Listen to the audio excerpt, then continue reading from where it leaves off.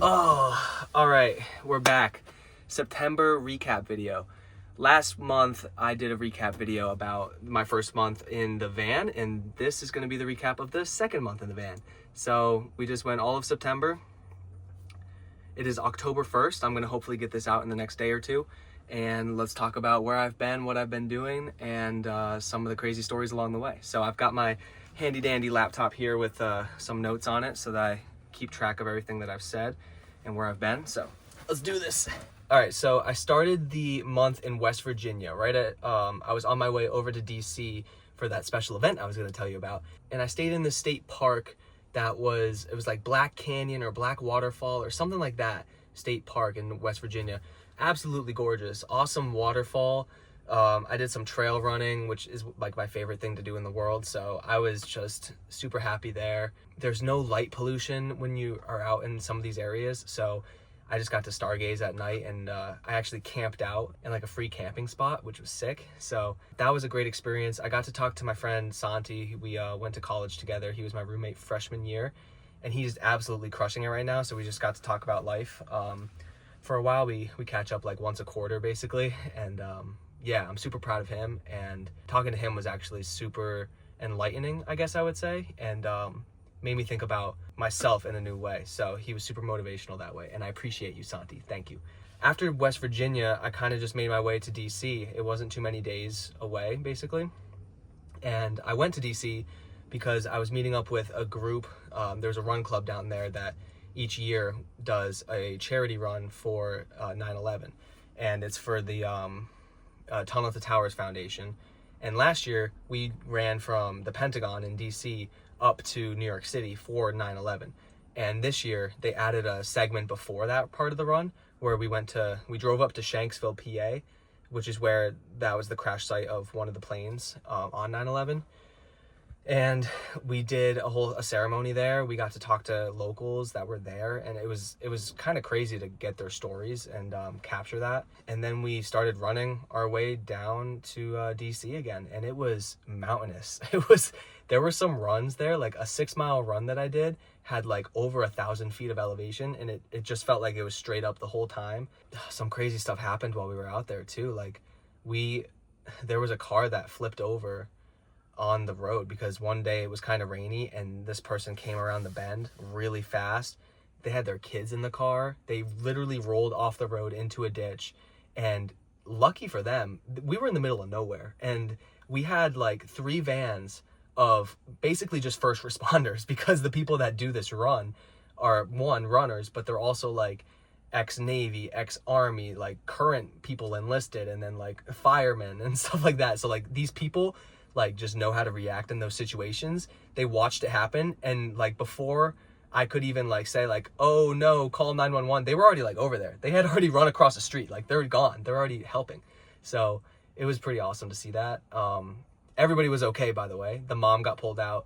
Unfortunately, she didn't seem like she had the best habits in place, and may have been under the influence, but we don't know for sure, so we're not gonna say anything, even though I just said something. The kids were all fine. Everything was totally fine. She was just really angry at the world for herself flipping the car. So that's unfortunate, and you'd hate to see that, but everybody was okay, so that's good. Kept on running. That week I ran more than I've ever run before, which was great for me. Like 64 miles in a week, I've literally never even come close to. And so my fitness is getting better. That was all aerobic running, except for the hills. Like heart rate was going up on those hills for sure.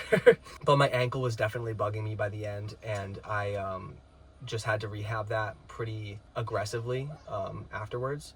So I took a couple days after the run to kind of fix that. My last run that I did was Monday morning, because I finished with that weekend just going from Pennsylvania down to DC, but the rest of the group kept going to New York City like they did last year. And the last run I did was with this guy that he's an ultra marathoner, and like that's something I aspire to do. Like I just signed up for my first ultra in February, and he's doing the Cocodona 250-mile race. And so like I felt like I was honored to be able. We did like a 10-mile segment Monday morning, first group to go, just holding the flag, running out of DC, like at the Lincoln Memorial, and I got to just ask so many questions about his background, like his training, like what it's like, fueling, and like different experiences that he's had, and because he's done so many already. So that was just like amazing. So I forgot his name, but I'm gonna be looking at the start list and remember, because I'll remember once I see it. So I'm excited to cheer him on whenever the Cocodona. I think that's this month, so we'll see how that goes. And after that, I just kind of stuck around in DC for a couple weeks. I went to Mount Vernon, where George Washington's house is, toured that. Couple crazy things happened while I was in DC. I was at a Panera just doing work because they have Wi-Fi. That's one thing, I always have to be somewhere with Wi-Fi. And we got talking, and she was very religious, and she like wrote me down in her notebook that to like as a reminder to pray for me because I'm doing a bunch of traveling. And so she was like, I need to pray for you. What's your name? And when you going home, like Thanksgiving time? And she literally took out like a Rolodex calendar and wrote my name in to pray for me. So I was like, wow, that's really thoughtful. And then another person, I was just hanging out in the van and along a street at night, and these people that were playing rugby in the park nearby walked by, and they started talking, and the guy was like, I need you to come over for dinner, like come eat dinner with me and my family. My brother does something similar. He's got a truck that he built out, and like it'd be so cool, you need to meet him, blah blah blah. And I was like, okay. Which like I've never experienced that before. And people, like, you see videos like Yes Theory, or like the creators that like go and they just like, they do spontaneous things where they go ask strangers like if they want to go on a cruise with them or something. And like this is the first time that I was like, whoa, it's like happening to me, and like, is this crazy, or am I gonna get killed? Is this all right? So all that went through my head, but it ended up falling through, so it didn't work out. I'm sure it'll happen again though, so I'm prepared for the next time. Right before I left DC, the group that ran up to New York City had come back home by then, so they're all kind of based out of that area, and I went to their run club for one last run, hung out with them at the bar afterwards, and then that next day I headed over to Maryland. I went across the Chesapeake because Ironman Maryland was there, and I had signed up to volunteer, which is like one of my favorite things to do. Even though you're working all day and it's like manual labor, setting things up, you're handing stuff out all day, but it's like so inspiring to be around the people that are like pushing their bodies to the limit. And I'm like looking forward to the day that I actually do it, so I'm super excited for it. I did a bike aid station, and this guy who had a flat already got it fixed at our bike aid station, and then started going again, and then got another flat, so he got driven back to the aid station. So he went like 3 miles backwards, got dropped off thinking that he could like fix his tire there again, but the people that fixed it for him before had left because they were on like a motorbike, and they were just circling the track. Basically, it's a huge loop, so they just like go around waiting and looking for people that need help. And he was so frazzled, so like I took care of him. Like I changed the whole tire, and the whole time he was like, I think I need to drop out. And I was like, dude, you got this. This is just a hiccup in the road. You're meant to be here. Like you can do this. Like I was hyping him up so much, and I felt really proud. I don't remember his number or his name, so I couldn't look him up afterwards. But I really hope that he like pushed through and finished it, because like you're gonna face adversity in these situations. But like one thing that I've learned from all these videos I've seen, because I haven't actually done one yet, people that do that and people that do like ultra marathons, they always hit a low, but that low rebounds. Like if you just wait there a little bit longer and you stay uncomfortable for just a little bit longer than you think you need to, you always come back. Your energy comes back, you rebound, and you can keep going, because we're able to do so much more than what we think we're capable of. So I really hope that he pushed through that, and he was so frazzled. So I just hope like that he was able to calm down and like finish the race, because it's a huge accomplishment. But you know what was cool is I got to see Zdeno Chara, the former Bruins defensive player. You can spot him a mile away because he's like 6'10" or something. And I was like looking at his face, and I was like, oh my God, that's Chara. Because like my family's Boston fans. Every time he passed by, because we happened to be at an aid station that was like an out and back, I was just like, I love you. Yeah, you're my favorite person ever. Like hyping him up. And he was probably in the pain cave at that point, because he could not say anything. He like waved, but like that was it.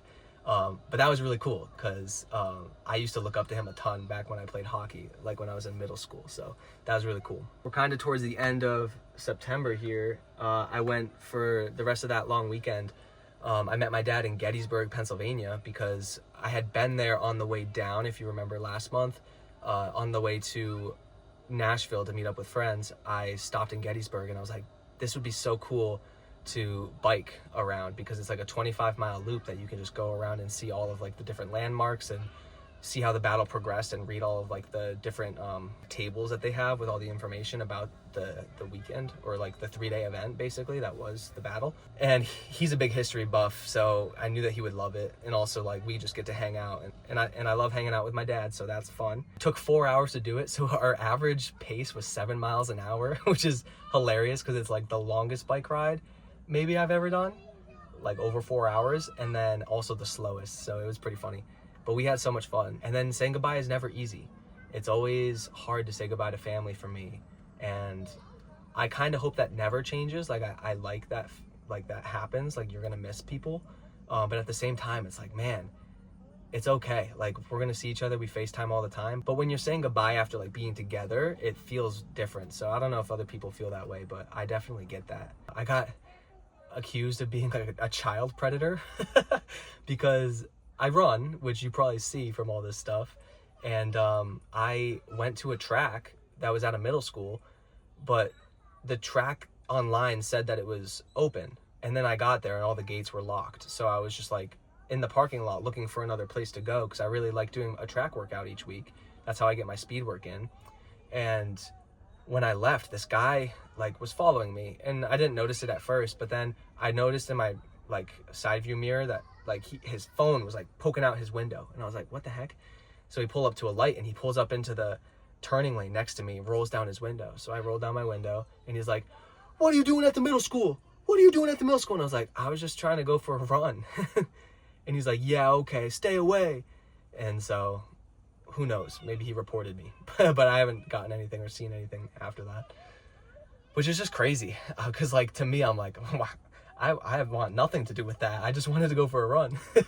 But I get it, because I live in a white van that's not like decorated or anything on the outside. So I get it. It could be creepy, but he profiled me for sure. But I just laughed. He like started driving away, and I literally laughed out loud because I didn't know what else to do. So I just, roll with the punches, I guess. The only other stuff I really did was I spent a couple days in Roanoke right at the end of the month. I was there yesterday, so I did some hiking, and it was phenomenal. I love trails, like I said before, and I did a really long bike ride as well, and that was also hard because there was a lot of climbing in this area. There's not a lot of flat places around here, so that's why I do really like that track workout, because that's the only flat time I have during this trip as of right now in this area. What you can expect from me moving forward is I'm doing this challenge that's going to be 100 days of making a video every day. So I'm going to be talking to the camera about life, about different philosophy things that I think about.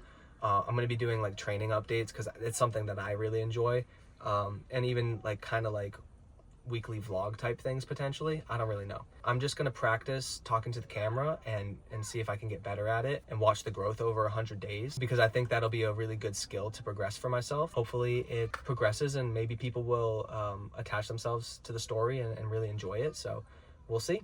Anyways, I hope you liked the video. That was a quick recap, and well, maybe it was kind of long, who knows.